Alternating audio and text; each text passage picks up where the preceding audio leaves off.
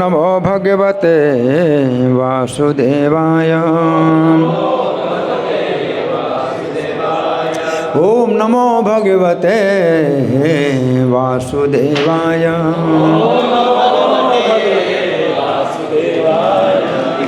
ग्रंथराज श्रीमद्भागवतम स्कंध 4 अध्याय 8। अध्याय का नाम है ध्रुव महाराज का गृह त्याग और वनगमन। और श्लोक संख्या कितना है? कितना श्लोक संख्या? 17, 18, 19। तो ये 17 है इसमें दिखा रहे हैं, तो ये तो मैं ही पाठ करूँगा। दीर्घम ससंति वृजनस्य पारम अपश्यति बालक माह बाला माँ मंगलम तात परेषु मंथा भुंक्ते जनोजन पर दुख दस्त। वो तेजी से सांस भी ले रही थी और वो इस दुखद स्थिति का कोई इलाज ठीक नहीं ढूंढ पा रही थी। किसके लिए बुलाया? रोज़ कौन लोग बैठे हैं? रोज़ बैठते हैं, हाथ उठाइए। रोज़ बैठते हैं तो जो रोज़ बैठते हैं वो बता सकते हैं कि कौन, हाँ, किसके बारे में बताया गया? माता सुनीति के बारे में बताया गया है। तो माता सुनीति तेज़ी से सांस ले रही थी और दुखद स्थिति का कोई इलाज ठीक नहीं ढूंढ पा रही थी। अतः उसने अपने पुत्र से कहा, हे पुत्र, तुम अन्यों के अमंगल की कामना मत करो। जो भी दूसरों को कष्ट पहुंचाता है वो स्वयं दुख भोगता है ना। ये सुनीति, नाम सुनीति है और काम भी सुनीति। सुनीति का मतलब सुंदर नीति है ना, शुभ नीति। तो नीति यही है ना। किसी के द्वारा आपको कष्ट पहुंचा तो आप उसको कष्ट पहुंचाने की कोशिश मत करो, तो आपका भी कर्म बनेगा। उसने आपको कष्ट पहुंचाया तो उसका कर्म बन गया। आपका पिछला कर्म था, आपका पिछला कुछ कर्म था, आपने किसी को कष्ट पहुंचाया तो उस कारण से आपको कष्ट मिला। अब किसी ने आपको कष्ट पहुंचाया, उसने अपना कर्म बनाया, अब आप उसको कष्ट पहुंचाएंगे तो आपका और कर्म बनेगा। तो सुनीति का मतलब है ये सही नीति है, ये नीति है। सुरुचि का मतलब है जो जिसकी रुचि, अपनी रुचि के अनुसार कार्य करे, उसको सुरुचि बोलते हैं, है ना। तो सुरुचि का मतलब है जो आपको अच्छा लगे, प्रेयस, जो अच्छा लगे वैसा करो, है ना। तो आजकल का यही सिद्धांत है, हाँ, जस्ट डू इट। जो अच्छा आपको लगे तुरंत करो, ये काम करो, उसको कहते हैं सुरुचि। तो दो प्रकार के लोग हैं, एक सुरुचि है, दूसरे सुनीति। सुनीति सतोगुण में है और वो जो है दूर का सोचते हैं कि हमारा जो है किस प्रकार से कल्याण होगा, उसको कहते हैं श्रेयस। तो सुनीति का मतलब है श्रेयस। आप सतोगुण में सोचते हैं कि मैं क्या करूं क्या ना करूं जिससे कि मेरा किसी प्रकार का अमंगल ना हो, अहित ना हो, है ना। हित का विचार कर, अपने हित का विचार करना है। और सुरुचि का मतलब क्या है? तुरंत जो है जो अच्छा लगता है सो करना है। तो कोई मन के अनुसार कार्य करता है, दूसरा बुद्धि के अनुसार कार्य करता है। सुनीति का मतलब है बुद्धि के अनुसार कार्य करना है। मन कहता है कि ये नहीं करना, वो नहीं करना, ये करना, ये करना। बुद्धि कहती है मन के हिसाब से नहीं चलना है। मन को जो भी अच्छा लगे वो जरूरी नहीं कि हमें करना ही है। तो सुनीति है ना। और सुरुचि का मतलब है अपने मन के अनुसार कार्य करना है। हाँ, आगे पीछे का देखना नहीं कि हाँ आगे हमें कितने कष्ट भोगने पड़े संसार में और फिर और आगे भी कष्ट भोगने पड़ेंगे, है ना। तो उसके पास जो है इतनी बुद्धि नहीं है, तो बुद्धि का प्रयोग नहीं करता कोई व्यक्ति। तो यहाँ पर सुनीति जो है क्या कह रही है कि अन्यों के अमंगल की कामना मत करो। जो भी दूसरों को कष्ट पहुँचाता है वो स्वयं दुख भोगता है। श्लोक संख्या 18। सत्यम सुरुच्याभिहितं भवान में यदुर्भगाया उदरे गृहीतः स्तन्येन वृद्धश्च विलंजते यां भार्येति वा वोढुमिडस्पतिर्मां। सुनीति ने कहा, प्रिय पुत्र, सुरुचि ने जो कुछ भी कहा है वो ठीक है, क्योंकि तुम्हारे पिता मुझको अपनी पत्नी तो क्या अपनी दासी तक नहीं समझते, उन्हें मुझको स्वीकार करने में लज्जा आती है। अतः ये सत्य है कि तुमने एक अभागी स्त्री की कोख से जन्म लिया है और तुम उसके स्तनों का दूध पी करके बड़े हुए हो। हाँ, सुनीति इस प्रकार से बता रही है, तो अपनी ही निंदा कर रहे हैं, है ना। ये बात सत्य है ना। तो ये जो है सहनशीलता की जो है ये पराकाष्ठा है।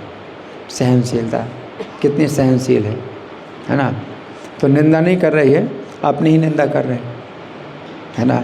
मैं अपने भाग्य की निंदा कर रही है। मेरा भाग्य है ऐसा कि राजा जो है मुझे अपनी पत्नी समझने में लज्जा का अनुभव करते हैं, बल्कि अपनी दासी समझने में भी लज्जा का अनुभव करते हैं। दासी ज़्यादा अच्छी है मुझसे, दासियों को ज़्यादा सम्मान मिलता है मुझसे जो है दासी का भी सम्मान नहीं मिलता है ना। तो ये जो है मतलब बहुत एक प्रकार से समझिए कि स्थिति जो कि सतोगुण में कोई व्यक्ति सहन करता है और अपनी ही निंदा कर रहा है ना। तो फिर अब श्लोक संख्या 19 मेरे पीछे बोलिए। आतिष्ठ तत्तात विमत्सरस्त्वम् उक्तं समात्रापि यदव्यलीकाम् आराधयाधोक्षज पादपद्म यदेच्छसे ध्यासनमुत्तमो यथा आतिष्ठ तत्तात विमत्सरस्त्वम् उक्तं समात्रापि यदव्यलीकाम् आराधयाधोक्षज पादपद्म यदेच्छसे ध्यासनमुत्तमो यथा। बोलिए।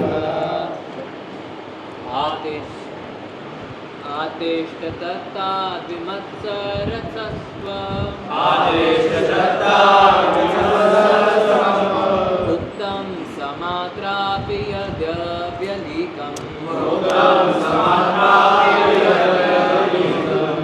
आराधयाधोक्षज पादपद्मम् यदेच्छसे ध्यासनमुत्तमो यथा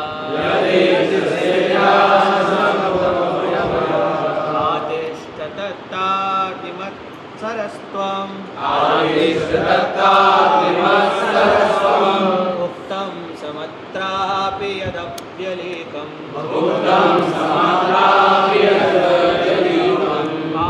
आराधयाधोक्षज पादपद्मम्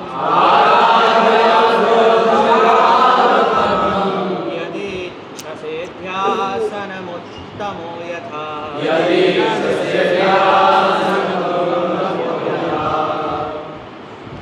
वैष्णो देवियाँ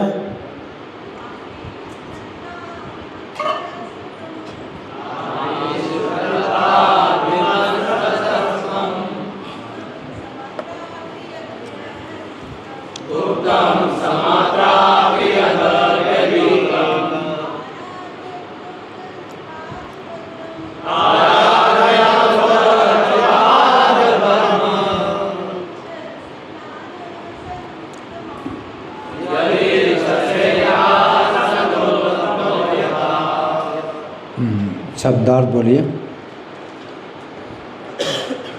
आतिष्ठ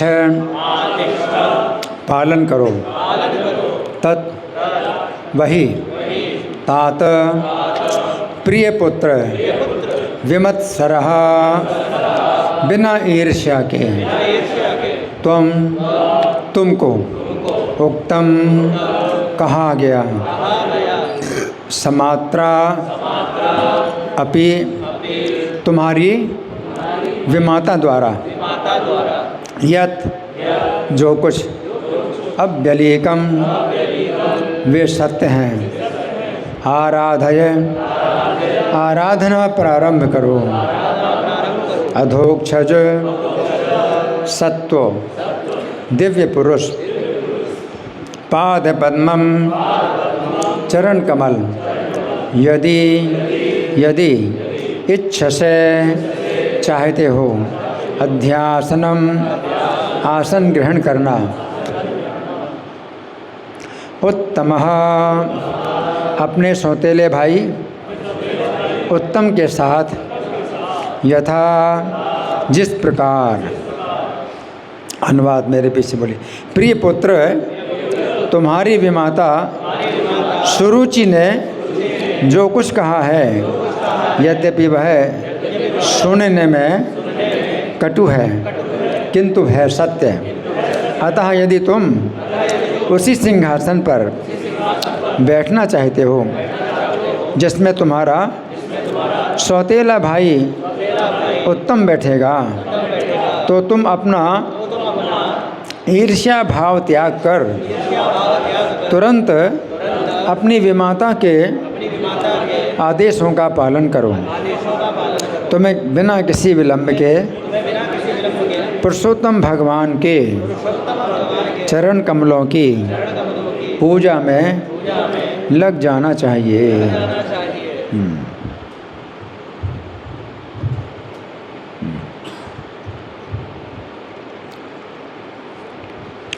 तो तात्पर्य पढ़ने से पहले इस श्लोक को समझेंगे। आतिष्ठ तत्ता विमसरतुम। सबसे पहले सुनीति कह रही हैं कि तुम ईर्ष्या भाव का त्याग कर दो, ईर्ष्या का भाव त्याग कर दो, क्योंकि ईर्ष्या तो मतलब होती है, ईर्ष्या होनी स्वाभाविक है ना, क्योंकि एक ही पिता के दोनों पुत्र हैं, है ना। तो ये जो है इसमें अमर्ष, दुख, ईर्ष्या, ये भाव स्वाभाविक है ना। तो सुनीति कह रही है कि ईर्ष्या का त्याग कर दो, है ना। और मुक्तम उक्तम समात्रा भी यद व्यतिरेकम। तो तुम्हारी जो सौतेली माँ ने जो कुछ कहा है वो सही है, सही है। क्या सही है? सौतेली माँ ने क्या कहा कि तुम भगवान की आराधना करो। मतलब फिर भी बहुत अच्छा, हालांकि ईर्ष्या भाव है, ध्रुव के प्रति ईर्ष्या की भावना है सुरुचि के अंदर, लेकिन तो भी वो क्या कह रही है कि तुम अभी बैठ नहीं सकते पिता की गोद में, अगर बैठना चाहते हो तो भगवान की आराधना करो, भगवान की आराधना करो। हाँ, तो ये सोचिए कि मतलब कभी ईर्ष्या भी किसी से हो और इसके इस तरह से अगर बात की जाए तो कितनी जो है शुद्ध है, ये बात है, बड़ी शुद्ध बात है कि तुम भगवान की आराधना करो, है ना। लेकिन भगवान की आराधना करो इतना तो उसने कहा, सही कहा, अच्छा कहा, लेकिन जो गलत कहा, और उसमें फिर भगवान की निंदा भी बहुत ज़्यादा हो रही है। क्या कहा कि भगवान की आराधना करो और भगवान तुम्हें प्रसन्न होंगे तुम्हारे ऊपर, तो तुम मेरी कुक्षी से जन्म लोगे तब पिता की गोद में बैठ पाओगे। इसका मतलब कि भगवान जो है मतलब सुरुचि की कुक्षी में जन्म देंगे तभी जो है ध्रुव अपने पिता की गोद में बैठ पाएंगे। तो भगवान के पास भी इतनी शक्ति नहीं है कि पिता की गोद में बैठा पाएँ, तो भगवान की निंदा हो गई ना। भगवान की इतनी निंदा है, भगवान की आराधना करो तो भगवान इतने ही कर सकते हैं कि तुमको मेरी कोख से में डाल सकते हैं और मेरी कोख से जन्म तुम पा जाओगे, तब फिर तुम जो है पिता की गोद में बैठ पाओगे। भगवान की इतनी ही सीमा है, इससे ज़्यादा उनकी शक्ति नहीं है भगवान के पास कि जो है तुम्हारे पिता, अरे पिता क्या, पिता के पिता से भी ऊपर कर सकते हैं भगवान। और सुरुचि कुक्षी में जन्म लेने की क्या ज़रूरत है?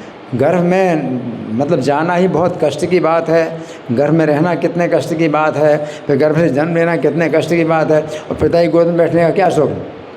पिता की गोद में बैठने का सुख कुछ भी नहीं है, जीरो है इस कष्ट के सामने। कितना कष्ट भोगना पड़ेगा सोचिए। आपको कहा जाए भी आपको अभी मरना पड़ेगा, फिर सुरुचि गोद में वो गर्भ में जाना पड़ेगा, और फिर 9 महीने गर्भवास का कष्ट भोगो, फिर जन्म का कष्ट भोगो, तब पिता की गोद में बैठो। कितना अच्छा है, अच्छा पिता की गोद में बैठने का क्या सुख है? अज्ञान है, कितना अज्ञान है ना। सुनीति ने कहा कि एक बात तो सही कही, उसी बात को पकड़ लो। फिर ये नहीं कहा सुनीति ने कि सुरुचि की हर बात को स्वीकार करो, कि भगवान को प्रसन्न करो, फिर भगवान से भगवान जब प्रसन्न होंगे कहेंगे वर मांगो तो आप कहना कि मुझे सुरुचि के गर्भ से जन्म दीजिए तब मैं जो है पिता की गोद में बैठ पाऊँगा। ऐसा नहीं है ना। तो इतना अज्ञान है ना, इसमें कितनी भगवान की निंदा हो रही है और कितना दुख का जो है वो रास्ता बता रही है, कितना दुख का रास्ता बता रही है कि मेरे घर से जन्म लो। भगवान जो है सबसे पहले तो ये कि जन्म मरण के बंधन को दूर करते हैं, इसके बाद ही कुछ आपकी कामनाएं पूरी करते हैं। इसलिए जिनकी कामनाओं के द्वारा ज्ञान हरण हो जाता है वो भगवान की भक्ति नहीं करते। हाँ, ज्ञान हरण हो गया कि जन्म मरण का कितना कष्ट है। इस भौतिक संसार में कोई भी सुख आप भोगना चाहते हो और जन्म मरण के कष्ट के साथ भोगना चाहते हो, कितना ज्ञान है। ज्ञान तो यह है कि हमें चाहे कोई सुख ना मिले लेकिन जन्म मरण का कष्ट मैं नहीं भोगना चाहता। और भगवान सबसे पहले जन्म मरण के कष्ट को मिटाते हैं, उसके बाद फिर आपकी कुछ दूसरी कामनाएं पूरी करते हैं। भगवान आपकी ऐसी कामनाएं नहीं पूरी करेंगे जिसमें जन्म मरण का जो रोग है ये और बढ़ जाए। इसलिए भगवान आपकी हर कामना पूरी नहीं करते।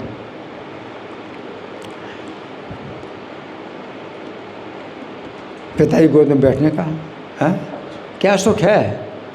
और फिर पिता की गोद में बैठ गए, एक बार बैठ गए है ना, फिर दूसरी बार फिर दिक्कत होगी, क्योंकि पिता जो है अपने बड़े पुत्र को राज्य देंगे तो उत्तम, अगर वो सूरज के गर्भ से पैदा होंगे उत्तम से फिर छोटे कहेंगे ना, छोटे भाई, तो छोटे भाई को राज्य का अधिकार मिलते ही नहीं है। बड़े भाई तो उत्तम को ही अधिकार मिले राज्य का, है ना, तो फिर नीचे के नीचे रहोगे।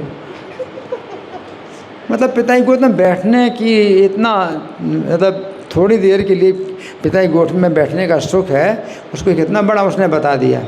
और बाद में फिर दुखी दुख है ना। तो ये जो है बहुत भारी अज्ञान है लेकिन सुनीति ने कहा कि इतना तो तुम करो, है ना। अब ध्रुव महाराज को भी जो है जब समझ में आया कि मतलब भगवान की अगर हम शरण में जाएंगे तो फिर जो है हमें पिता की गोद में बैठने की क्या ज़रूरत है, पिता की गोद में बैठने की क्या ज़रूरत है ना। भगवान हमको पिता से भी ऊपर करेंगे, पिता से भी ऊपर करेंगे और उनके भी पिता हैं। ध्रुव महाराज के पिता हैं तानपाद, और तानपाद के पिता कौन है? स्वयंभू मनु, और स्वयंभू मनु के पिता कौन है? ब्रह्मा जी, और ब्रह्मा जी के पिता कौन है? भगवान है। तो भगवान जो है हमको ब्रह्मा जी से भी ऊपर कर सकते हैं। तो फिर ध्रुव ने ये निश्चित किया कि मुझे जो है ना तो पिता की गोद में बैठना है, मुझे पिता से ऊपर जाना हो, पिता से भी ऊपर जाना है, मनु महाराज से ऊपर जाना है, और उनके भी पिता ब्रह्मा जी से भी ऊपर जाना है, मुझे सबसे ऊपर जाना है। भगवान मुझे अपने निकट रखेंगे तो भगवान के निकट अगर मैं चला जाऊंगा तो ब्रह्मा जी से भी ऊपर चला जाऊंगा। तो भगवान का ये जो है महिमा है। तो जो व्यक्ति भगवान की महिमा समझता है तो फिर वो जो है ब्रह्मा के पद से भी ऊपर जाता है। भगवान की जब कृपा होती है तो ब्रह्मा का पद भी क्या है? कुछ नहीं है। ब्रह्मा का पद भी और शंकर का पद भी क्या है? वो तुच्छ है। भगवान की कृपा जब मिलती है ना। तो यहाँ पर जो है अब हम सुनेंगे प्रभुपाद तात्पर्य में क्या लिखते हैं। श्रील प्रभुपाद की जय। सुरुचि ने अपने सौतेले पुत्र के प्रति जो कटु वचन कहे थे वे सत्य थे, क्योंकि जब तक किसी पर भगवान की कृपा नहीं होती तब तक उसे जीवन में कोई सफलता नहीं मिल पाती। आपन सोची होवत नहीं, प्रभु सोची तत्काल। ध्रुव महाराज की माता सुनीति अपने सौत के इस उपदेश से एकमत थीं कि ध्रुव भगवान की पूजा में अपने को प्रवृत्त करे। परोक्षतः सुरुचि के शब्द ध्रुव महाराज के लिए वरदान सिद्ध हुए, क्योंकि अपनी विमाता के वचनों से प्रभावित होकर ही वे एक महान भक्त बने, है ना। तो एक दृष्टि से तो ये अच्छा हुआ कि सुरुचि ने कहा कि तुम भगवान का भजन करो। एक दृष्टि अच्छा रहा, है ना, लेकिन दूसरी दृष्टि से क्या है कि वो अच्छा नहीं है ना। और सुरुचि का ये जो है बहुत बड़ा अपराध बन गया, बहुत बड़ा अपराध बन गया, है ना। वैसे तो प्रभुपाद कह रहे हैं कि सुरुचि के कहने से वो भगवान के भक्त बने, लेकिन यहाँ सुरुचि अगर ना भी कहे तो सुनीति उपदेश देती। वैसे भी अगर सुरुचि ना भी कहती तो उसकी माता सुनीति तो उपदेश देती कि तुम भगवान का भजन करो। सुरुचि के कहने से और ना कहने से कोई अंतर नहीं पड़ता, क्योंकि माता जो है वो भगवान के प्रति समर्पित थी, तो वो कहती, है ना। तो सुरुचि का ये जो है बहुत बड़ा अपराध बना, और अपने पुत्र उत्तम के कारण उसने चूँकि ये अपराध किया था, तो आगे चल कर के फिर भगवान क्या कहते हैं, ध्रुव को वर देते हैं। तो ये कहते हैं कि 1 वर्ष के आज से 1 साल के बाद उत्तम शिकार खेलने जाएगा और यक्षों के द्वारा वो मारा जाएगा। और उसकी माता सुरुचि उत्तम के मरने पर वो पागल हो जाएगी और जंगल में वो जो है अपने पुत्र को पुकारती जो है मतलब चलती रहेगी, और जंगल की जो वन की अग्नि है, दावानल है, उसमें जल के मर जाएगी, है ना। तो 1 साल के बाद ऐसा होगा, तो भगवान ने ये बताया। तो हमें बहुत सावधान रहना चाहिए, है ना। कभी हम किसी भक्ति के प्रति भी ईर्ष्या करके हम मतलब कुछ इस प्रकार की बात बोल देते हैं, है ना। तो उसमें हमें बहुत सावधान रहना चाहिए कि वो बात हो सकता है कि बड़े अच्छे तरीके से बोली और बड़े कोमल तरीके से बोली। सुरुचि ने जो बोला ध्रुव महाराज को बड़े कोमल तरीके से बोला, है ना।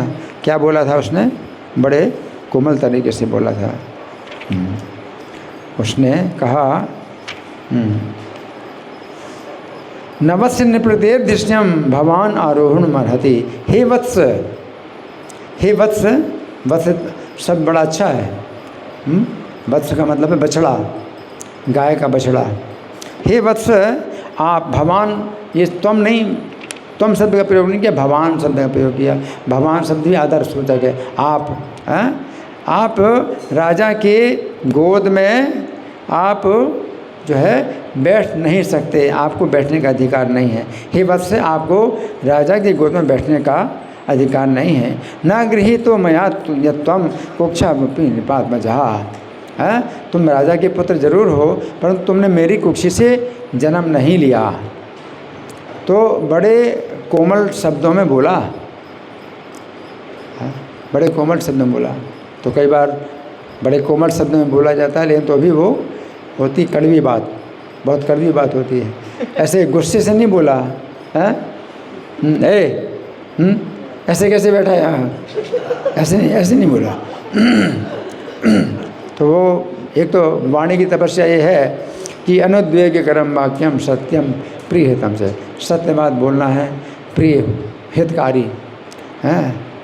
तो उसने जो है बड़े कोमलता से बोला, और आप पिता के गोद में नहीं बैठ सकते, आपको अधिकार नहीं है, आप मेरी कुक्षी से जन्म नहीं लिया। बालो सिबत नाथ मानम अन्य स्त्री गर्भ संभवम। तुम बालक हो, इसलिए तुम जानते नहीं हो कि तुम अन्य स्त्री के गर्भ से पैदा हुए हो। क्या बोला? कि तुम बालक हो इसलिए नहीं जानते, तुम अन्य स्त्री के गर्भ से जन्म ले चुके हो।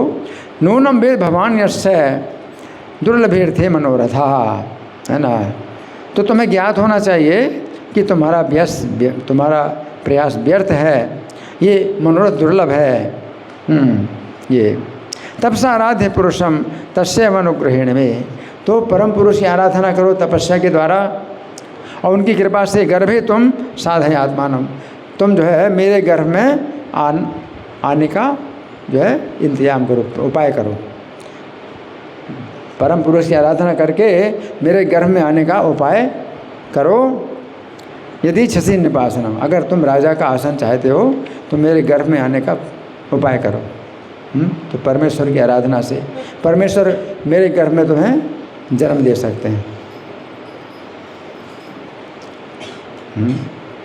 तो तरीका तो बड़ा अच्छा था, अच्छे तरीके से भी, लेकिन बात क्या थी? बड़ी कड़वी थी, बड़ी कड़वी थी। जैसे मान लो कोई जहर पिलाए, फिर सोने के बर्तन में, सोने के गिलास में जहर पिलाए। इसलिए बड़े प्रिय शब्दों में बोला, बड़े कोमल शब्दों में बोला, लेकिन बोला क्या? हाँ, वो जो है बहुत अप्रिय बात बोली, है ना। तो इस तरह से यहाँ पर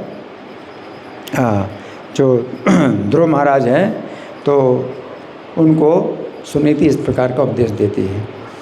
अब हमें और भी विचार करना चाहिए कि सुनीति जो है अपने पुत्र को एक तो तात शब्द से संबोधित करती है। तात, ये तात जो शब्द है, यहाँ पर शब्दार्थ में क्या बताया गया? तात का शब्दार्थ क्या है? प्रिय पुत्र है, प्रिय पुत्र है।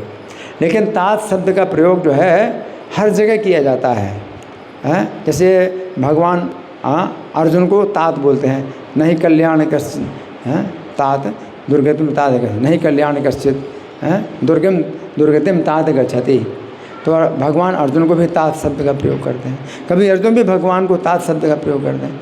तो कोई मित्र अपने मित्र के लिए तात शब्द का प्रयोग कर सकता है, माता अपने पुत्र के लिए यहाँ कर रही है, उसी प्रकार पिता भी अपने पुत्र के लिए तात शब्द का प्रयोग कर रहे हैं।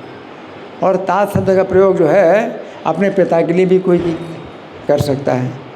जैसे अर्जुन जो है अपने जो है पितामह भीष्म की गोद में बैठे हैं और बोले तात, तो भीष्म जी ने कहा, हाँ बेटा मैं तुम्हारा तात नहीं हूँ, तुम्हारे तात का तात हूँ। तो तात का मतलब पिता, तात का मतलब पिता। तो अर्जुन ने भीष्म जी को कहा तात, हैं मतलब पिता समझ कर कहा तात। तो बोले मैं तुम्हारा तात नहीं हूँ, तुम्हारे तात का तात हूँ, है ना। तो तात शब्द जो है माता अपने पुत्र को बोल सकती है, और पिता अपने पुत्र को, और पुत्र अपने पिता को। बहुत मतलब इसका प्रयोग बड़ा सामान्य है तात शब्द। तात शब्द जो है बहुत ही अपनापन वाला भाव है, इसमें अपनापन का बहुत भाव है। तो तात कह करके सुनीति जो है अपने पुत्र को बोल रही है ना। और साथ साथ ये भी है कि कई बार हमें शिक्षा यही दी जाती है कि जैसी भी स्थिति में है आप संतुष्ट रहो, जैसी स्थिति हो आप संतुष्ट रहो। लेकिन सुनीति ने जब देखा अपने पुत्र का इस प्रकार से अन्याय, है ना, तो क्या है, दुख हुआ उसको, है ना।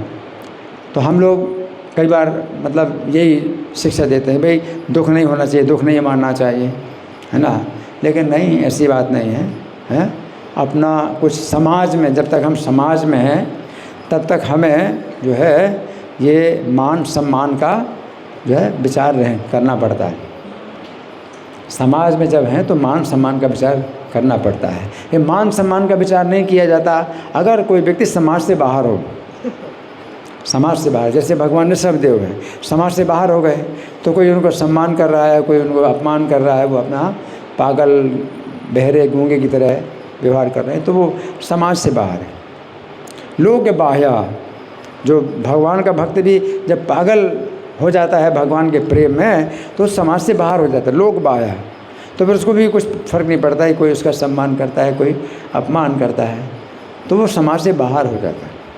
लेकिन जब तक हम समाज के अंदर हैं तब तक ये ऐसा नहीं हो सकता कि भाई मान और अपमान में हम जो है समान रहें, ऐसा नहीं हो सकता है।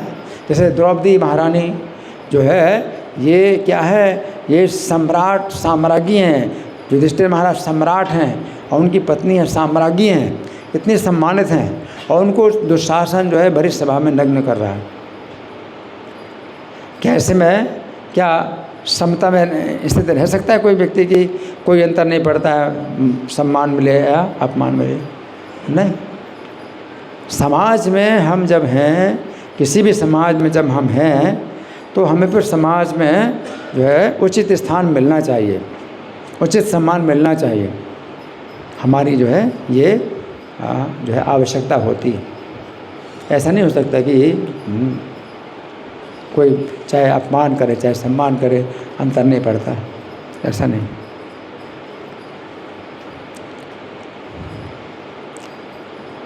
जैसे पुरुषोत्तम अधिक मास अभी चल रहा है, तो पुरुषोत्तम अधिक मास का भी जो है सबसे पहले जब आया था, सृष्टि के प्रारंभ में सबसे पहले आया है, तो पुरुषोत्तम अधिक मास को सब महीनों ने इसका जो है अपमान किया कि तुम हमारे पंक्ति में रहने योग्य नहीं हो, अपनी पंक्ति से बाहर कर दिया।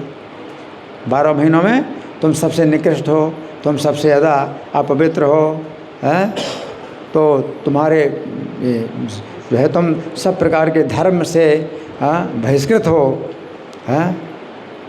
तो फिर उसको कितना कष्ट हुआ, उस कष्ट को जो है उसने भगवान को बताया, वैकुंठ में जाके भगवान को बताया। तो भगवान ने भी ऐसा नहीं कहा कि नहीं मान अपमान में समान रहो, नहीं कहा भगवान ने, क्योंकि जहाँ कहीं समाज होता है और उस समाज के अंदर हमें अगर उचित स्थान ना मिले तो फिर जो है बड़े कष्ट की बात होती है ना। हालांकि मान अपमान में समान समता का तो अभ्यास किया, सुनीति ने कुछ शिकायत नहीं की और किसी प्रकार का विद्रोह नहीं किया सुनीति ने, हाँ, ये सब चीज़ें नहीं की कि जिसको देखो उसको निंदा करे और बताए, अपना दुख बताए, ऐसा तो नहीं।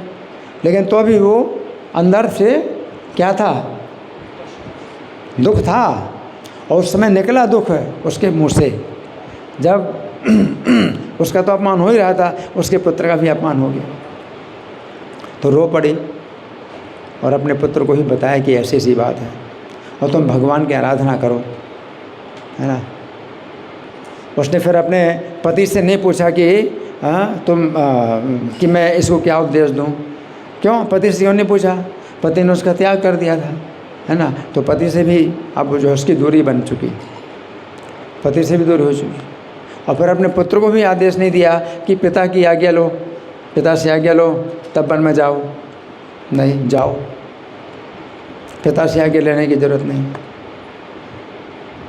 तो इससे कुछ बातें तो पता चलती हैं कि भाई कुछ बातें ऐसी होती हैं जो कि अपने लिए जो है हमें सोचना पड़ता है कि कैसा उचित व्यवहार हो रहा है या अनुचित व्यवहार हो रहा है, सोचना पड़ता है ना।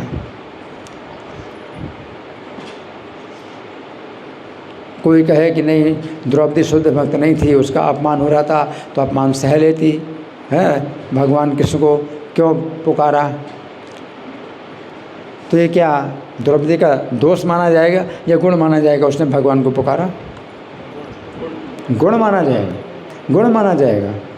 और पांडव लोग जो है इनके व्यवहार से जो है पांडव लोग बहुत असंतुष्ट थे और निंदा करते थे, कौरवों की निंदा करते थे, भगवान भी निंदा करते थे इन कौरवों की। अगर आप कहा जाए कि भाई निंदा करना ही नहीं चाहिए किसी, तो जो निंदा के योग्य है, निंदनीय है, तो उसकी तो निंदा करनी चाहिए। कैसा है कि भाई निंदा नहीं करना चाहिए, निंदनीय ये शब्द होता है निंदा कर, जिसकी निंदा करनी चाहिए। अगर आप निंदा नहीं करते तो आपकी भी निंदा होएगी, फिर आप भी निंदनीय हैं। जो निंदनीय है उसकी अगर आप निंदा नहीं करते तो आप भी निंदनीय हैं, तो आपकी भी निंदा होनी चाहिए। तो कुछ बातें ऐसी होती हैं जो कोई अधर्म के अनुसार मतलब कार्य कर रहा है ना, और अगर हम उसकी निंदा नहीं करते हैं तो दूसरे लोग भी उस पर का धर्म करेंगे, तो हमें बताना पड़ता है कि भाई ये गलत है। प्रभुपाद भी निंदा करते थे, बहुत से गुरु हैं अपने को भगवान कहते हैं, तो प्रभुपाद ने निंदा की कि ऐसे गुरु हैं अपने को भगवान कहते हैं, ये बोगस हैं, इनके पास नहीं जाना चाहिए। तो भगवान ने, प्रभुपाद ने भी निंदा की। तो ऐसा नहीं हो सकता कि आप निंदा ना करें। वो अलग बात है कि किस समय निंदा करना, किस समय निंदा नहीं करना, वो अलग बात है कि आपको अपना मन कंट्रोल करना चाहिए कि हर समय आप नहीं कि भाई जो मुंह में आया सो बोल दिया, हर समय आप नहीं कर सकते निंदा। लेकिन फिर कभी कभी जो है अपने जो है अवसर को देखते हुए कि अब निंदा करने का अवसर मिले तो निंदा की जाती है। तो ये है।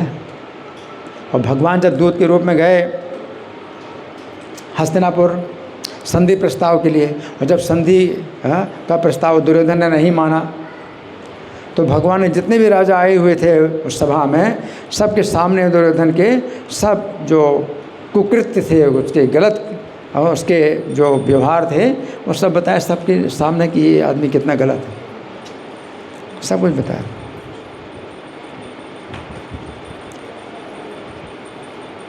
ये भी ज़रूरी है कि जो सभा में बैठे हुए सभी लोग हैं जो जानते हैं कि ये कार्य करना चाहिए, ये कार्य नहीं करना चाहिए, उनके बीच में जो है दुर्योधन की असभ्यता का भगवान ने पर्दाफाश किया कि वो अपना को बड़ा सभ्य दिखा रहा है। लेकिन इसने जो है ये इनको जहर भी दिया, मार डालने की कोशिश की, जहर दे करके भी, और मकान में आग लगा करके भी मार डालने की कोशिश की है। और फिर ये जो है कपट जुए में उनको हराया। वो जुआ नहीं था, वो कपट जुआ था। जुआ का तो मतलब है कि भाई 50% संभावना है कि आप जीतेंगे और 50% संभावना है आप हारेंगे, लेकिन वो तो कपट जुआ था, उसमें 100% संभावना थी आप हारेंगे और 100% संभावना है हम जीतेंगे। वो कपट जुआ था। तो ऐसे कपट जुआ में जो है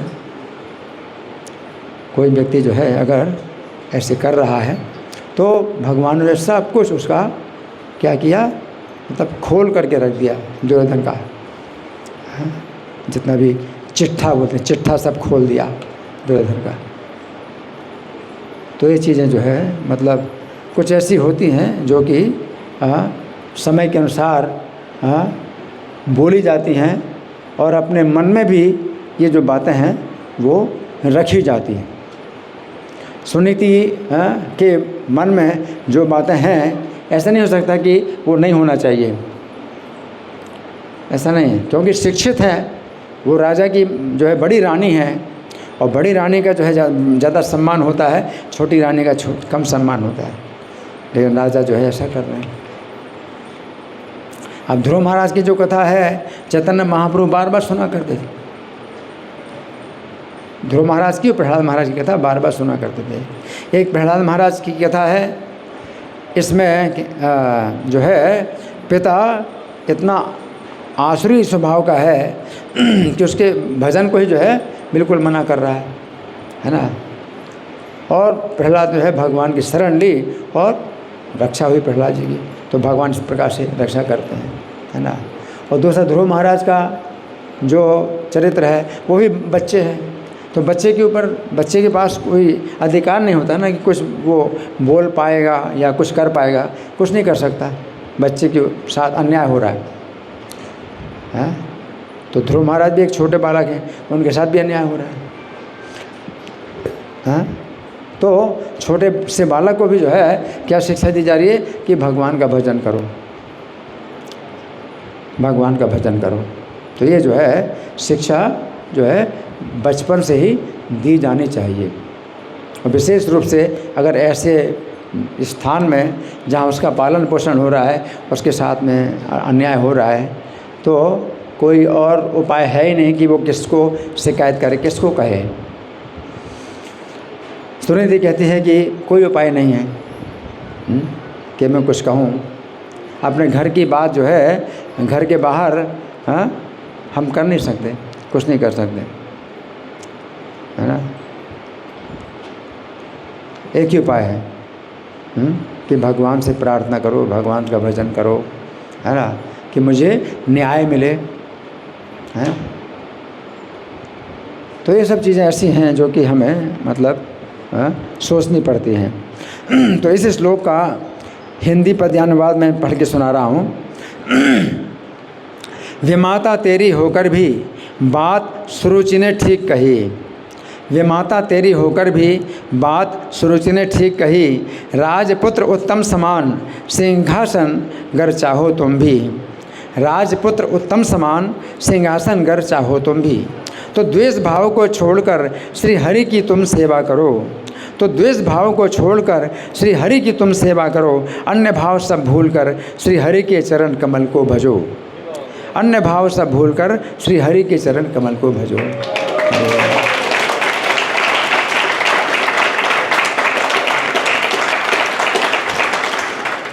तो ध्रुव महाराज ने कुछ और शिकायत नहीं की, लेकिन वन में गए भगवान का भजन करने के लिए। तो सुनीति इतनी जानती थी कि जो लोग भगवान का भजन करना चाहते तो वन में जाते हैं, तो तुम वन में जाओ। और जब वन में जा रहे हैं तो भगवान हृदय में बैठे हुए हैं, उस छोटे से बालक के हृदय में बैठे हुए हैं। और प्रभुपाद ने बताया है कि जो व्यक्ति भगवान को प्राप्त करना चाहता है या सच्चा रास्ता दुखों से हमेशा के लिए छोड़ना चाहता है, तो भगवान हृदय में बैठे हैं और उसको एक सच्चे साधु से मिला देते हैं। तो ये सिद्धांत हमेशा हर जगह और हर समय ये सिद्धांत लागू होता है। तो ध्रुव महाराज को उपदेश देने के लिए नारद जी आ गए। नारद जी आ गए, और जब नारद जी ने ध्रुव महाराज को कहा कि बालक तुम्हारी इतनी जो छोटी उम्र है, ये तो वन में जाने की नहीं है, तुम्हें इस उम्र में तो क्या है कि खेलने में मन लगाना चाहिए, तुम्हें खेलने में मन लगाना चाहिए। और ये जो बातें होती हैं, जो बड़े लोगों की बातें हैं, उसमें न्याय अन्याय जो होता है तो उनमें ध्यान नहीं देना चाहिए, विचार नहीं करना चाहिए। और अगर ध्यान आता भी है, विचार आता भी है, तो सुख दुख को समान समझ करके जो है कृष्ण का स्मरण करो, और इस तरह से तुम जो है जीवन में जो है अपना सहन करना सीखो। लेकिन ध्रुव महाराज ने क्या कहा? ध्रुव महाराज ने कहा कि हे ऋषिवर, आपने जो मुझे उपदेश दिया ये मेरे परम हित के लिए उपदेश दिया, परंतु मैं योग्य नहीं हूँ। सुरुचि के जो वचन बाण मेरे हृदय में चुभे हैं, तो वे जो है मेरे हृदय से निकल नहीं रहे हैं, तो मैं अब जो है घर नहीं जा सकता, घर में नहीं रह सकता है। मुझे आप ऐसा उपदेश दीजिए कि मुझे जो है भगवान की शरण लेनी, इसी प्रकार से कि उनसे दूर रह करके शरण लेनी। और नारद जी ने जब उस बालक के सिर में हाथ रखा तो देखा कि ये क्षत्रिय बालक है, और क्षत्रिय के अंदर क्या होता है? ये होता है अमर्ष होता है क्षत्रिय के अंदर। ये क्षत्रिय बालक का जो है अगर सम्मान में बाधा पड़ती है तो उसको अमर्ष होता है, सहन नहीं करता वो क्षत्रिय बालक। ब्राह्मण बालक है तो सहन कर लेगा, या वैश्य बालक भी सहन कर लेगा, शूद्र है सहन कर लेगा, क्षत्रिय सहन नहीं करता। और ये पक्का क्षत्रिय का गुण है ये, कि वो सहन नहीं करता अपमान को। ठीक है, तो नारद जी ने कहा ठीक है, तो तुम जो है ना भगवान के इस प्रकार से भजन करो, ध्यान करो, इस मंत्र का जाप करो, है ना। और नारद जी ने ये उपदेश दिया कि इस मंत्र के जाप से तुम्हें देवता लोग भी दिखाई पड़ेंगे, लेकिन तुम मंत्र का जाप नहीं छोड़ना जब तक भगवान स्वयं ना आ जाएं। तो ये भगवान के अनन्य भक्ति, चाहे कोई भी सब प्रकार की कामनाएं हो, चाहे कोई कामना ना हो, लेकिन तीव्रेण भक्ति योगे निजेत पुरुषम परम, तीव्र भक्ति योग के द्वारा परम पुरुष की आराधना करना चाहिए। तो ध्रुव महाराज की जैसी भावना है तो उसमें उनकी निंदा नहीं की जा सकती कि उनको क्यों बुरा लगा, है ना, क्योंकि उनका अपना सम्मान था और राजा के पुत्र थे, उनका सम्मान था, हैं। और सुरुचि ने जो कहा वो बहुत बड़ा अन्याय हुआ उनके साथ में, तो ये भी उनके अंदर जो भावना थी वो भी आप नहीं कह सकते कि गलत, ऐसा नहीं होना चाहिए, कुछ नहीं सोचना चाहिए, सब भूल जाना चाहिए, ऐसे बोलते ना, सब भूल जाओ, है ना। और ऐसे कहते हैं कि भूल जाया करो, सब भूल जाया करो, है। तो इससे होता क्या है, फिर बार बार वही बातें आती हैं। उससे अच्छा है कि भाई हम हमेशा के लिए दूरी बना लें कि भाई ऐसा व्यवहार अगर आप कर रहे हैं तो थोड़ा दूरी बना के रखें, और या तो अपने व्यवहार का आप जो है स्वयं अनुभव करो कि आपने क्या गलती की, और उसके लिए आप कुछ एक्स्ट्रा माला जप करो कि आगे ऐसे गलती नहीं करोगे, तब कुछ हो सकता है कि हाँ मतलब संबंध सुधर सकता है, नहीं तो फिर दूरी बनेगी। कि आप ऐसे ही व्यवहार करते हैं हमेशा, वो कहते भूल जाया करो, मैं जैसे करता हूँ भूल जाया करो।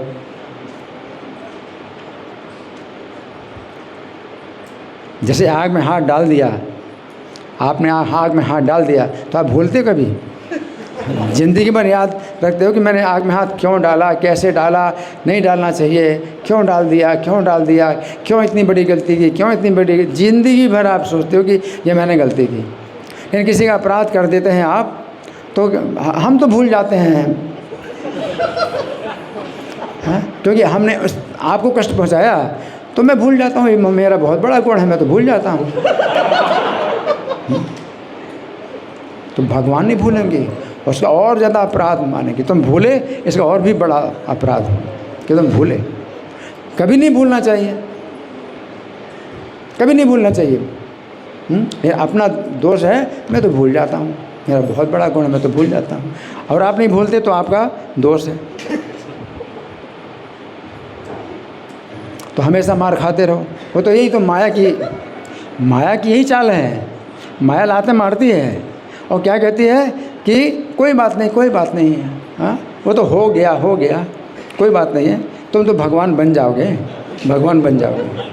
और लाते मारती रहेगी और कहेगी कोई बात नहीं, कोई बात नहीं, अभी इस बार जो है तुम भगवान ज़रूर बन जाओगे, और लाते मारती रहेगी। तो ये भौतिक संसार में अगर हमें कोई कष्ट मिलता है, कोई अन्याय मिलता है, कोई दुर्व्यवहार मिलता है, तो हमें जो है भगवान से प्रार्थना करनी पड़ती है। और भगवान का तीव्र भजन करो, भगवान का तीव्र भजन करो, है ना। तीव्रेण भक्ति योगे निजित पुरुषम परम पुरुष की आराधना करो, और किसी देवता की नहीं। देवताओं के द्वारा आपको कुछ मिल जाएगा, हैं, तो कुछ आपको मिल जाएगा, भाई ये कष्ट आपको नहीं होगा। लेकिन वो कष्टों का तो हज़ारों प्रकार के कष्ट हैं, और दूसरे कष्ट आएंगे। और जन्म मरण का कष्ट तो है ही है, जन्म मरण का कष्ट तो बहुत ज़्यादा है। तो आप किसी भी कारण से भगवान का भजन करते हैं, चाहे आपके साथ में कुछ अन्याय हुआ और भगवान का भजन करते हैं, तो उससे भी क्या होगा, जन्म मरण का जो कष्ट है वो भी आपका मिटेगा, वो भी मिटेगा।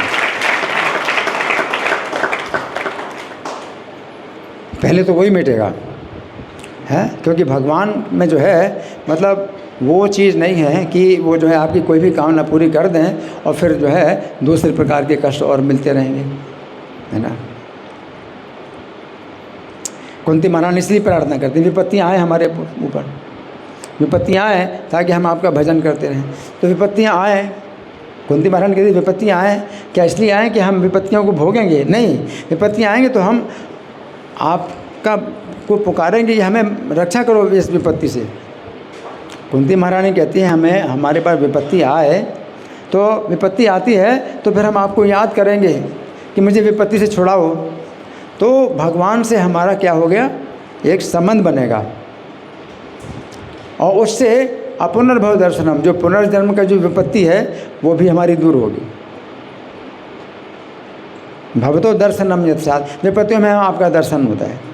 जो कम पुण्यात्मा होते हैं तो भगवान का भजन वैसे नहीं करते, विपत्ति में ही करते हैं भगवान का भजन।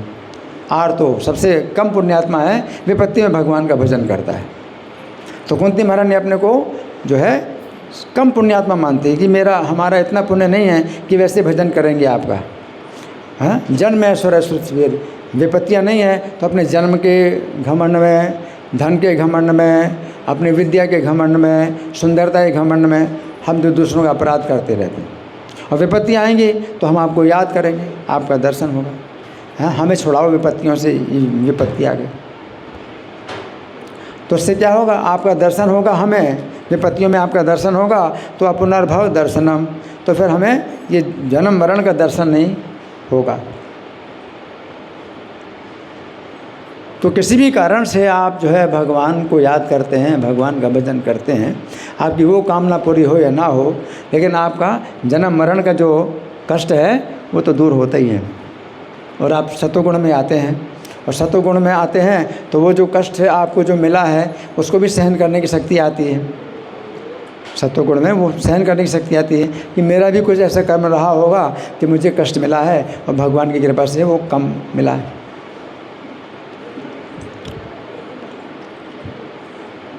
और अगर ऐसा ना लगे, अब द्रौपदी ऐसा नहीं सोच सकती कि भगवान की कृपा से कम कष्ट मिला है। द्रौपदी का ऐसा कष्ट है कि वो नहीं सोच सकती कि इससे भी बड़ा कष्ट है मुझे, ये तो मरने से ज़्यादा बड़ा कष्ट है कि सभा में उनको नग्न किया जा रहा है ना। तो हमेशा ऐसा भी नहीं है कि आप सोचें कि मुझे कम कष्ट मिला है भगवान की कृपा से, इससे ज़्यादा कष्ट मिलना था। कोई कष्ट इतना ज़्यादा होता है कि इससे ज़्यादा आप कष्ट सोच ही नहीं सकते कि इससे भी ज़्यादा कष्ट हो सकता है। जैसे गजेंद्र का पैर जब हाथी ने पकड़ा, नहीं, गजेंद्र का पैर जब ग्राही ने पकड़ा है, तो वो क्या सोचता था कि भगवान की कृपा से कम कष्ट मिला मुझे? नहीं है, मुझे जो है इससे ज़्यादा कष्ट हो नहीं सकता है, मेरी रक्षा करो, मेरी रक्षा करो। तो हमेशा ऐसा भी नहीं कह सकते कि भाई ये कष्ट जो है मुझे मिला है भगवान की कृपा से कम मिला है और जो है भगवान की बड़ी कृपा है। तो भगवान की कृपा देखने का भी जो है भक्त का स्वभाव होता है।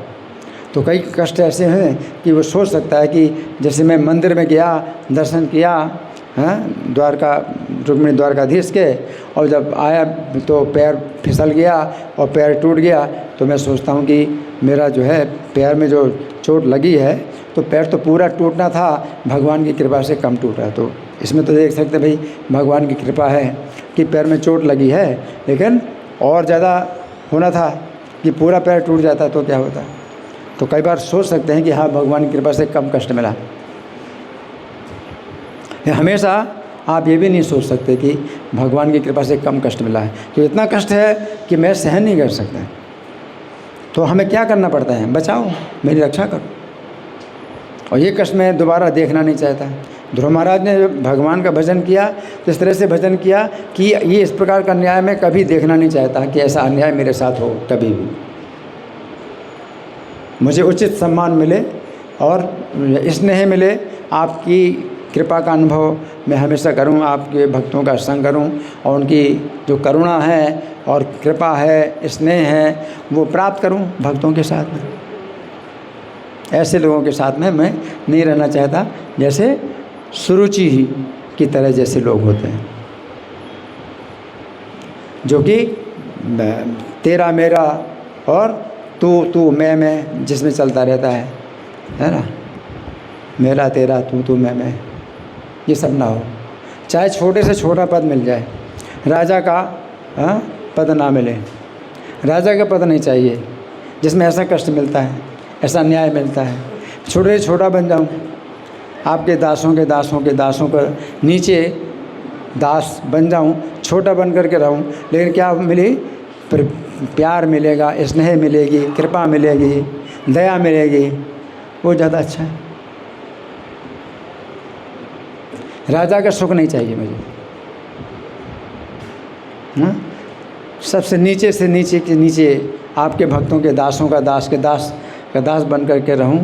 मुझे कोई सम्मान नहीं चाहिए, लेकिन कृपा चाहिए। सब भक्त जो है मेरे ऊपर दया करें, स्नेह दया चाहिए।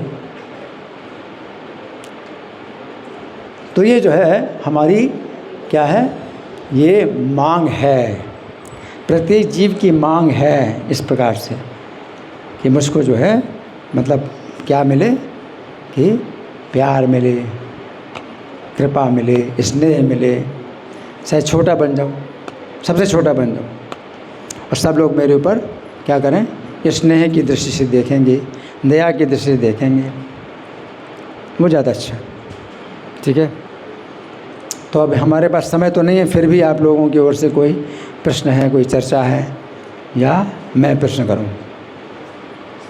इनका हैंड माइक।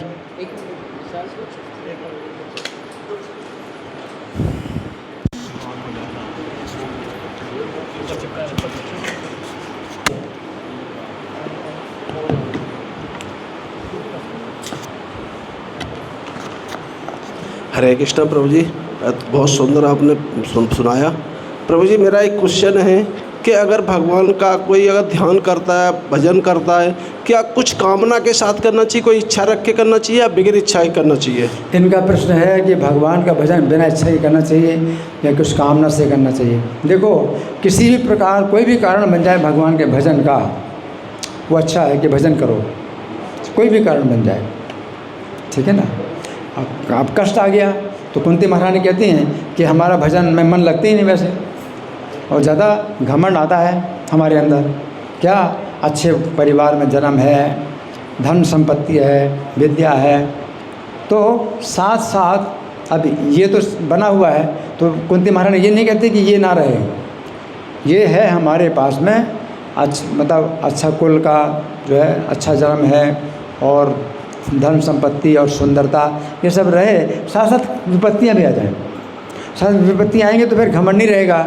जब विपत्ति आएगी हैं, जब विपत्ति होगी तो फिर घमंड नहीं रहेगा। तो विपत्ति आए और विपत्ति में फिर जो है जो पुण्यात्मा होता है वो सोचता है कि भगवान मेरी विपत्ति को दूर कर सकते हैं।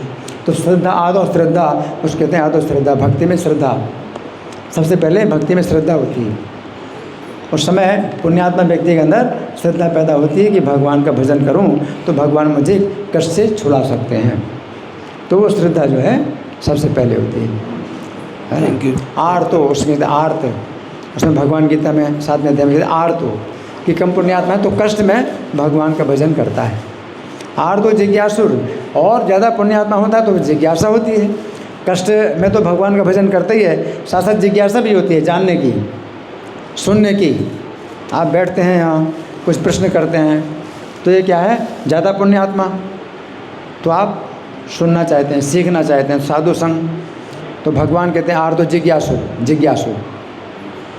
जहाँ रूप गोस्वामी कहते हैं साधु संग, तो भगवान कहते जिज्ञासु।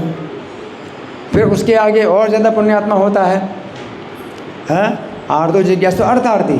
तो भौतिक संसार की कुछ कामना से भी वो भजन करता है कि मुझे जो है बड़ा पद चाहिए, मुझे मान लो धन संपत्ति चाहिए, अच्छा घर चाहिए, पत्नी चाहिए।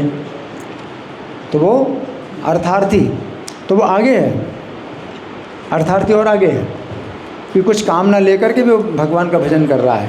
हालांकि वो कामना है भौतिक कामना है, लेकिन भौतिक कामना के कारण भी भजन कर रहा है कि मेरी इच्छा पूरी हो जाए। तो वो भजन का एक कारण बन गया। और ज़्यादा पुण्यात्मा है आर्तो जिज्ञासु अर्थार्थी ज्ञानी, तो फिर ज्ञानी हो जाता है। ज्ञानी का मतलब है जन्म मरण के कष्ट का अनुभव करता है कि जन्म मरण का कितना कष्ट है, तो मुझे भजन करना चाहिए ताकि मैं जन्म मरण के कष्ट से छूटूं। तो और जो है वो पुण्यात्मा है कि जन्म मरण के कष्ट को आप अनुभव करते हैं कि कितना कष्ट है भौतिक संसार का। तो भजन के लिए कोई भी कारण हो, सुखदेव गोस्वामी कहते हैं अकामा सर्व काम होगा, चाहे कोई कामना ना हो, चाहे सब कामनाएं हों, चाहे मुक्ति की कामना हो, ठीक है ना। हाँ जी, हरे कृष्णा प्रभु जी। धन्यवाद प्रभु जी, आपने बहुत अच्छे से रियलाइजेशन शेयर की अपनी। प्रभु जी जैसे आपने बताया कि जो निंदा करने योग्य है उसकी निंदा करनी चाहिए, तो प्रभु जी कई बार हम पहचान ही ना पाएँ कि निंदा किसकी करनी चाहिए और गलती से निंदा हो जाए और अपराध हो जाए, तो सीनियर से पूछ के करनी है। इसके लिए हमें हमेशा नाम के 10 अपराध बोलने ही चाहिए। नाम के 10 अपराध बोलने चाहिए कि मुझे अपने इन 10 अपराधों से बचा लो। तो हम नाम प्रभु का जप करते हैं तो नाम प्रभु से प्रार्थना करते हैं कि मुझे इन 10 अपराधों से बचा लो ताकि मुझे आपकी कृपा प्राप्त हो, नाम की कृपा पाने के लिए। तो 10 अपराध हमें बोलना चाहिए। और जब तक पूरी तरह से नहीं आपको समझ में आता कि ये निंदा करना चाहिए नहीं करना चाहिए, तब तक आप निंदा मत करो। जब आपको लगता है जब आपको लगता है पूरी तरह से कि ये निंदा की बात है, तो निंदा भी किस समय करना किस समय नहीं करना वो भी आपको समझना है कि किस समय करना और किसके सामने करना किसके सामने नहीं करना, वो भी समझने वाली बात है। अब सुनीति ने जो है उस समय बताया अपना कष्ट, जब अपने पुत्र को देखा कि पुत्र का जो है, तो उसने बताया कि जो राजा महाराजा हैं वो तानपाद, वो मुझे अपनी दासी समझने में भी लज्जा का अनुभव करते हैं। पत्नी तो समझना दूर की बात है, दासी समझने में भी लज्जा का अनुभव करते हैं। एक प्रकार से निंदा की, अपनी ही निंदा कर रही है, लेकिन संकेत तो है ही है। संकेत तो वही है कि इनका जो है ऐसा हाल है राजा का। और सुनीति ने बाद में भी जो है जब अंतिम प्रयाण किया, जब ध्रुव महाराज तपस्या करके आ गए तो उत्तानपाद ने उनको राजा बना दिया और वो वन में तपस्या करने के लिए चले गए। उत्तानपाद वन में तपस्या करने के लिए चले गए, तो ऐसे में राजा जब वन में जाते हैं तपस्या करने के लिए, वानप्रस्थ आश्रम जो राजा लेते हैं, तो पत्नी के लिए पूरी छूट रहती है। हरि बोल, लकीकांत क्या सुना? मैं कुछ बोल रहा हूँ, सुना कुछ? मैं क्या बोल रहा हूँ? तुम अपना प्रवचन दे रहे हो, इधर आओ, इधर आओ, इधर खड़े हो, यहाँ खड़े हो, इधर खड़े हो। तुम सुनते नहीं कुछ भी हैं, इतनी देर से क्या कर रहे तुम? इधर खड़े हो, इधर खड़े हो। हाँ, मैं क्या कह रहा था? जब वन में उत्तानपाद गए तपस्या करने के लिए, सुनो ध्यान से, जब वन में उत्तानपाद तपस्या करने के लिए गए तो पत्नी के ऊपर कोई फोर्स नहीं होता है कि पत्नी जाए उनके पति के साथ में वन में या घर में पुत्रों की सुरक्षा में रहे। तो सुनीति और सुरुचि दोनों उनकी रानियाँ अपने पुत्रों की सुरक्षा में रहीं, पति के साथ नहीं गई दोनों रानियाँ। तो इनमें कोई निंदा की बात नहीं है कि वो उसकी इच्छा है। अगर उसके अंदर पति के प्रति बहुत सेवा की भावना है तो पति के साथ जाए, पति की सेवा करेगी वन में, और पति का जब शरीर छूट जाए तो पति के जो है साथ चिता में बैठ करके दाह कर ले, अपने शरीर का दाह कर ले। तो ये तरीका है। दूसरा तरीका ये भी है कि पत्नी अगर नहीं जाना चाहती अपने पति के साथ तो उसमें कोई शिकायत की बात नहीं है, तो अपने पुत्रों के संरक्षण में रहे। तो सुरुचि और सुनीति दोनों अपने पुत्रों के संरक्षण में रहें। और जब ध्रुव महाराज बाद में जब तपस्या करते हैं, भगवान के धाम जाते हैं, विमान में जाते हैं, तो विमान में जो विष्णु पार्षद उनको लेने आए तो ध्रुव महाराज सोचते हैं मैं अपनी माता को छोड़ करके जा रहा हूँ। तो विष्णु पार्षद ने दिखाया ध्रुव महाराज के विमान के आगे एक और विमान जा रहा था जिसमें उनकी माता बैठी थी। तो ध्रुव से पहले गई और ध्रुव लोक में माता गई। तो ध्रुव लोक एक ऐसा लोक है जहाँ पर ध्रुव और उनकी माता ही रहते हैं, और भी जाते हैं वहाँ पर, लेकिन उत्तानपाद उस लोक में नहीं गए। हालांकि उत्तानपाद भी वैकुंठ तो गए, लेकिन वो वैकुंठ जो है जो जिसमें ध्रुव महाराज गए वहाँ उनकी माता और माता का पुत्र का जो ऐसा संबंध था तो वो एक साथ वो वहाँ पर रहते हैं। और उसमें ध्रुव महाराज का जो शरीर वो बदला नहीं, उसी शरीर से गए वो, और माता का ने भी अपना शरीर नहीं बदला, उसी शरीर से गए, और माता पुत्र का संबंध भी बना हुआ है। उनका शरीर उनका हो गया आध्यात्मिक, और शरीर उन्होंने छोड़ा भी नहीं। ध्रुव महाराज ने शरीर नहीं छोड़ा, सुनीति ने भी अपना शरीर नहीं छोड़ा, और माता और पुत्र जो है साथ साथ रहते हैं। एक ध्रुव लोक ऐसा भी है। हाँ जी, आपका पर बहुत बहुत धन्यवाद प्रभु जी, इतने अच्छे से आपने इस तथ्य को बताया कि हमें कैसे अपने शब्दों के चयन के साथ साथ हमारी जो इंटेंशन है उसको भी ध्यान में देना चाहिए, वो भी सामने वाले के लिए कैसे हैं, भाव कैसे हैं। और प्रभु जी एक प्रश्न है, जैसे जब तक हम शुद्ध नहीं होते हमारे व्यवहार से दूसरे लोगों को भी कष्ट पहुँचता है, और उनके छोटे छोटे व्यवहार से भी हमें कष्ट पहुँचता रहता है, और वो हमारे साधना में भी बाधक होता है, जो कि अल्टीमेटली हमें शुद्ध करने का मार्ग है। तो इससे कैसे? बहुत ज़रूरी है कि सबसे पहले तो आप तीव्र भजन करिए और आपके अपने जो अनर्थ हैं वो दूर हों। अभी अनर्थ बहुत भरे हुए हैं, आपसे भी अपराध हो रहा है, तो दूसरे का अपराध आप देखते हैं और जबकि आपका भी अपराध हो रहा है। तो ऐसे में तो आपको अपने अनर्थों से मुक्त होने के लिए भजन तीव्र करना चाहिए। भजन क्रिया से अनर्थ निवृत्ति होगी, अनर्थ आपके दूर होंगे। जब अनर्थ दूर होंगे, जब आपको महसूस होगा कि आप बहुत सचेत हैं कि आप इस प्रकार का अपराध नहीं कर रहे हैं किसी के साथ में, और कोई आपके साथ कर रहा है, तो फिर आपको जो है महसूस होगा कि भाई ये इसका जो है ये अन्याय हो रहा है। आप ऐसा अपराध दूसरों का नहीं कर रहे, आप जैसा अपने लिए नहीं चाहते वैसा दूसरे के लिए नहीं कर रहे, है ना। और ये व्यक्ति जो है अगर कर रहा है तो इसकी ओर से अपराध हो रहा है, तो वो देखा जा सकता है। और वो तीव्र भजन नहीं भी कर रहा है, इस कारण से उसके अनर्थ भी हैं। तो कोई भक्त है इस्कॉन में रह कर के भी अगर तीव्र भजन नहीं कर रहा है, अब मंगल आरती है, क्लास है, पूरी जो है उसमें अगर नहीं मतलब ये कार्यक्रम में भाग ले रहा है पूरी तरह से, तो उसका शुद्धिकरण नहीं हो रहा। तो इस तरफ हमें जो है सोचना पड़ता है।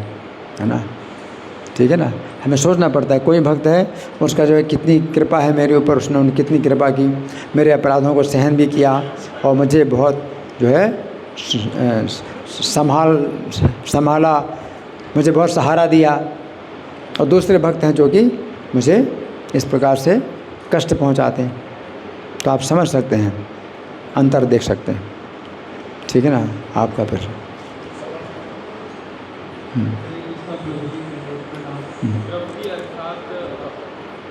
माइक पर बोल। प्रभु जी, मेरा प्रश्न ये है कि माया हमारे ऊपर कितनी प्रगाढ़ता से, कितनी तीव्रता से प्रहार करती है? क्या ये इस पे निर्भर करता है कि हम कितनी प्रगाढ़ता और तीव्रता से भजन कीर्तन स्मरण करते हैं? देखिए, जो माया है वो कमज़ोर हो जाती है। भगवान कहते माँ में भी प्रबद्धन्ते माया में ताम तरन्ते, जो मेरी शरण में आते हैं वो माया से छूट जाते हैं। तो आप जैसे जैसे भगवान की शरण लेते हैं, आपने 1% भगवान की शरण ली तो माया जो है अब अपनी सेवा में आपको 99% लगा रही। परसेंटेज जितना आप बढ़ाते हैं भगवान की शरण लेने का या भगवान की सेवा करने का, तो माया का परसेंटेज घटता जाता है। तो माया इतनी देखती है, आप 5% भगवान की सेवा कर रहे हैं तो आपको जो है माया फिर 95% अपनी सेवा में लगाएगी, 5% छोड़ेगी। तो माया जो है हमेशा बहुत सचेत रहती है। वो नहीं कि पहले माया मुझे छोड़े तब मैं भगवान का भजन करूँगा, ये नहीं हो सकता। माया की जो है दबोच में आप हैं, लेकिन थोड़ा सा आप हिलने की कोशिश कर रहे हैं कि भगवान की मैं सेवा करूं, तो माया सोचती है हाँ चलो इतना हिल रहा है तो चलो इतना छोड़ देता हूँ, इतना तो हिल रहा है, थोड़ा और हिलाया आप और सेवा कर रहे हैं भगवान की तो उतना और छूते हो। 1% जो है माया छोड़ती जाती है, 1% आप जो है भगवान की सेवा करते जाते हैं, ठीक है। हरि बोल। उनका कुछ मेरा सवाल ये है, जैसे हम लोग देखते हैं कि ध्रुव महाराज महाराज के पास आए थे गोद में बैठने के लिए, तो उत्तान महाराज उनको मतलब नजरअंदाज कर देते। तो हालांकि ये एक तरीके से देखा जाए तो उनकी गलती है, बट जब उत्तान जो है वो तो गोद में बैठा था और वो ध्रुव महाराज से भी छोटे थे, तो मतलब छोटे थे, तो फिर उनकी क्या गलती थी कि उनको इतनी बड़ी सजा मिली? आप पूछ रहे, आपका प्रश्न कि उत्तानपाद की ओर से इतना अन्याय क्यों हुआ? उत्तानपाद तो राजर्षि हैं। अच्छा प्रश्न। उत्तानपाद की तरफ से तो अन्याय हुआ, हाँ, लेकिन उत्तम की क्या गलती थी? उत्तम की क्या गलती? हाँ, उत्तम की कोई गलती नहीं थी। उत्तम जो मारा गया यक्षों के द्वारा तो उसको तो अच्छी गति प्राप्त हुई। युद्ध में कोई क्षत्रिय मारा जाता है तो उसका तो अच्छी गति प्राप्त होती है, लेकिन वो सुरुचि को दंड मिला, सुरुचि को दंड मिला। उत्तम को मारा गया तो उसमें युद्ध में मारा जाना वो कहा गया है तो वह प्राप्त से स्वर्गम, तो युद्ध में मारे जाने से सबसे बढ़िया गति प्राप्त होती है। अगर भौतिक कामना है तो स्वर्ग जाएंगे, और कोई भौतिक कामना नहीं तो वैकुंठ जाएंगे। तो युद्ध में मारा गया, उत्तम युद्ध में मारा गया तो उसमें कोई जो है वो उसके लिए कोई दंड नहीं था, ठीक है ना। धन्यवाद। ग्रंथराज श्रीमद् भागवतम की जय, श्रील प्रभुपाद की जय।